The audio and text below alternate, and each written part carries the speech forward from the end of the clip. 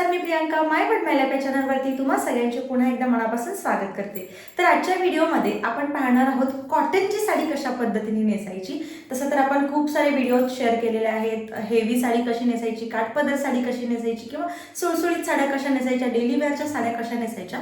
पण आजच्या व्हिडिओमध्ये आपण पाहणार आहोत एकदम ज्या कॉटन साड्या असतात ना त्या कशा पद्धतीने नेसायच्या। कारण प्रत्येक साडीना नेसण्याची एक वेगळी पद्धत आहे, कारण की प्रत्येक साडीचं जे कापड आहे किंवा टेक्स्चर जे आहे ते वेगवेगळं असतं आणि त्या हँडल करायला सुद्धा वेगवेगळ्या पद्धती लागतात। तर आजच्या व्हिडिओमध्ये आपण कॉटनची साडी कशा पद्धतीने नेसायची हे पाहणार आहोत।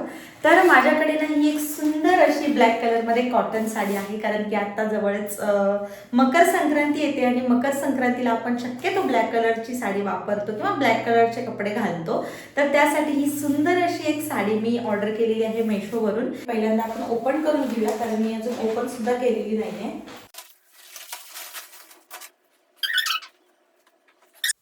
खूपच जास्त सुंदर अशी साडी आहे, मला तरी खूप आवडली।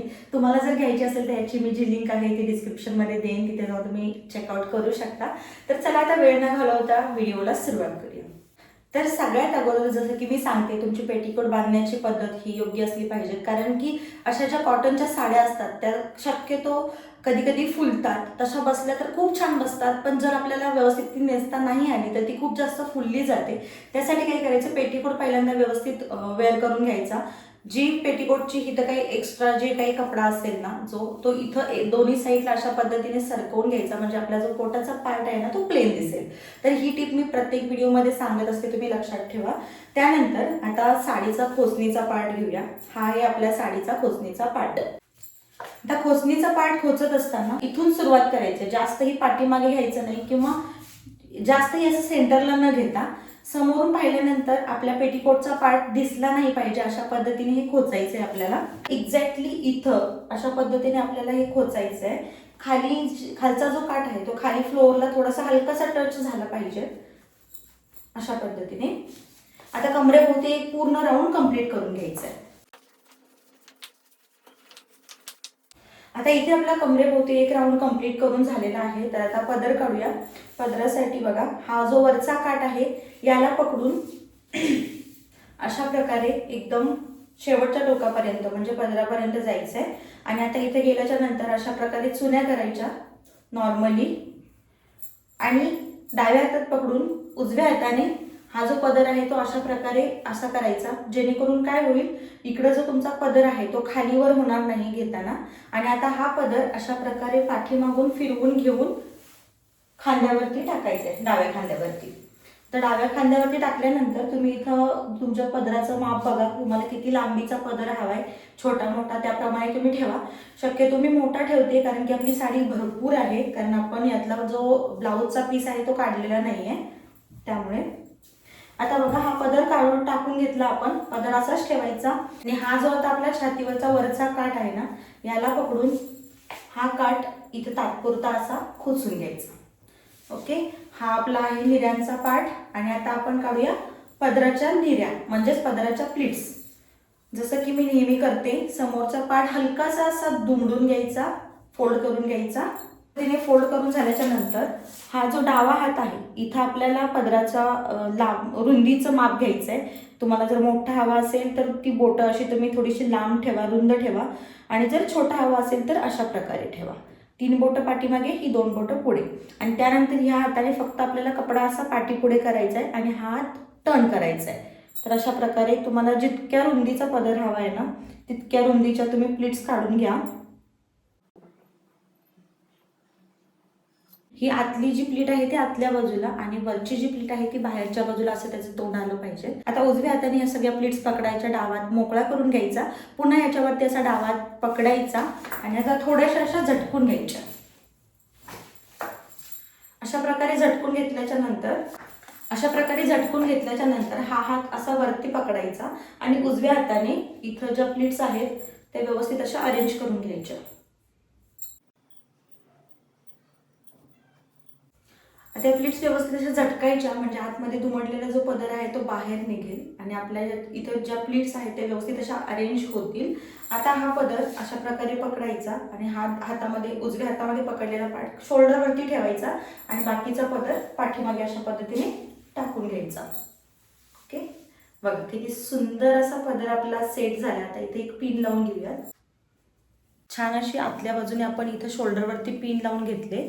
आता हा जो पदराचा समोरचा पार्ट आहे किंवा छातीवरचा पार्ट हाताने व्यवस्थित अरेंज करून घेऊयात. तर इथे आपला सुंदर असा पदर काढून झालाय. जास्त सेटही करावं लागत नाहीये कारण की खरंच साडी खूप सॉफ्ट आहे. मला वाटलेलं थोडीफार फुलेल पण अजिबात नाही. एकदम छान मस्त टापटीप बसतीये साडी अशा प्रकारे. बघा आता हा जो कमरेवरचा पार्ट आहे तात्पुरता आपण खोचलेला होता तो काढून घ्यायचा आणि आता पहिल्यांदा हा सेट करून घ्यायचा. तर बऱ्याच ताईंचं म्हणणं असं असतं की कॉटन साड्या ज्या आहेत त्याचा इथला जो पार्ट आहे व्यवस्थित सेट करता येत नाही किंवा प्लीट्स पडत नाहीत. तर त्यासाठी काय करायचं, हा जो काठ आहे असा तिरकस उजव्या मांडीवरती घ्यायचा आणि त्यानंतर डाव्या हाताने असा हा काठ पकडून उजव्या हाताने इथे अशा छोट्या छोट्या अशा प्लीट्स काढून घ्यायच्या अशा प्रकारे. हे बघा असं कपडा पकडायचा. इथे या बघा अशा प्लीट्स आपल्या तयार होतात सुंदर अशा. आता इथे याला असं घट्ट पकडायचं आणि हा जो आपला डावा हात आहे तो असं एक अंगठा डाव्या हाताचा असा आतमध्ये टाकायचा. वरच्या बाजूने हे व्यवस्थित असं पकडून धरायचं आणि उजव्या हाताने ह्याला वरच्या बाजूने अशी पिन लावून घ्यायची. व्यवस्थित सगळ्या ज्या प्लीट्स आपण काढल्यात त्या त्याच्यामध्ये आल्या पाहिजेत. वरच्याच बाजूने तुम्ही पिन लावून घ्या अशा प्रकारे. आतमधून लावायची काही गरज नाही. अशा प्रकारे झाला आपला कमरेवरचा पार्ट. बघा किती सुंदर असा ड्रेप झालेला आहे. आता आपण काढूया निर्या. प्रत्येक वेळी मी उजव्या बाजूने निर्या काढायला सुरुवात करते पण काही जणांना सवय असते डाव्या बाजूने निर्या काढण्याची. पण अशी जेव्हा आपण पिन लावतो ना तेव्हा डाव्या बाजूने निर्या कशा काढायच्या हे तुम्हाला सांगते. आता इथं पिन लावलेल्याच्या नंतरचा हा थोडासा काठ आहे ना एक एवढा म्हणजे एक साधारण अर्धा ईत म्हणू शकतो आपण. हे एवढासा असा म्हणजे एक 2-4 इंच कपडा आपण सोडायचा आहे आणि त्याच्या पुढे निर्या काढायला सुरुवात करायचं. कारण का सांगते, जर तुम्ही इथूनच निर्या काढायला सुरुवात केलात तेव्हा खोचताना प्रॉब्लेम येतो किंवा मग ही जी पिन आहे ती ओढली जाते आणि मग ती सुटू शकते. त्यामुळे थोडासा असा पार्ट शिल्लक ठेवायचा आणि त्याच्यानंतर पुढच्या बाजूने अशा निर्या काढायला सुरुवात करायची. हे बघा एवढा पार्ट मी सोडलाय. आता मी इथं निर्या काढते. तुम्ही कुठल्याही पद्धतीने निर्या काढा, ज्या पद्धतीने तुम्हाला जमतात त्या पद्धतीने.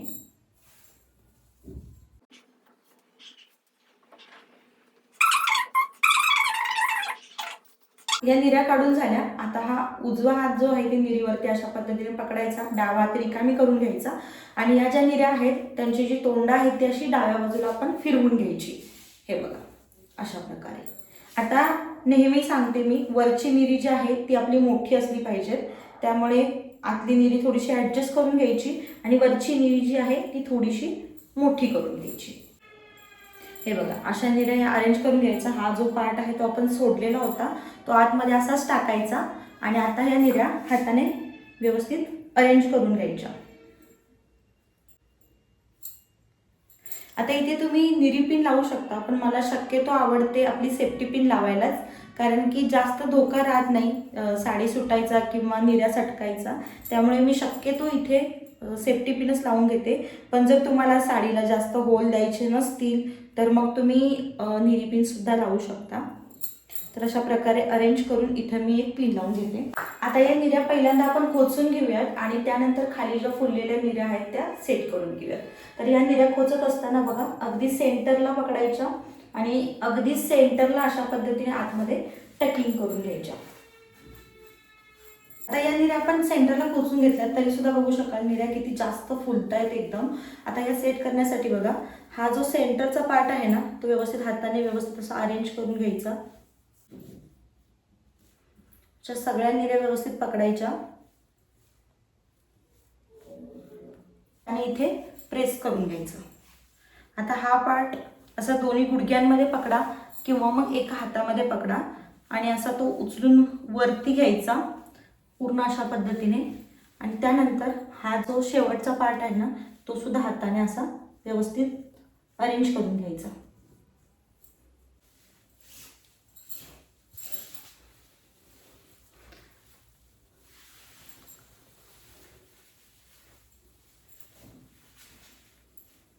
फक्त थोडासा साडीवरती हात मारायचा.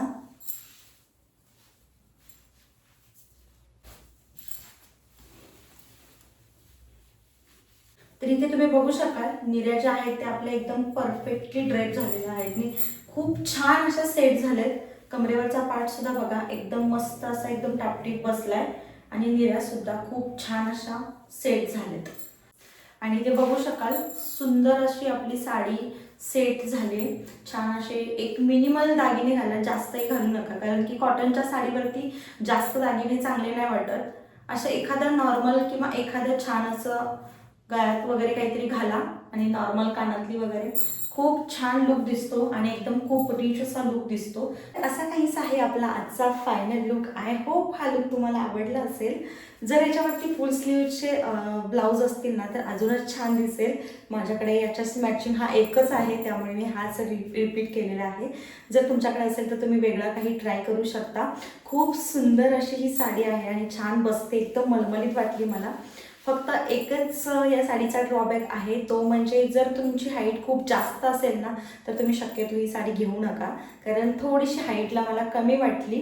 पण बाकी साडी खूप छान आहे, क्वालिटी पण खूप छान आहे आणि इतक्या कमी रेंजमध्ये काय येतं ना, खूप कमी किमतीची साडी आहे.